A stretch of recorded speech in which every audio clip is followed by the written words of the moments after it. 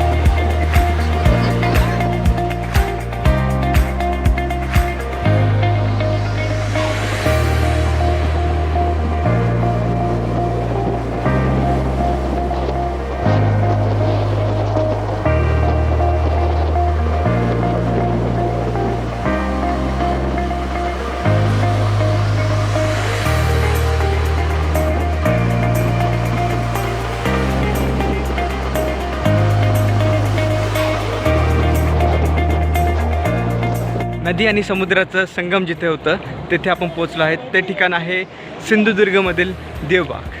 हेच ते ठिकाण जिथे ह्या बाजूला नदी आणि त्या बाजूला समुद्र आहे.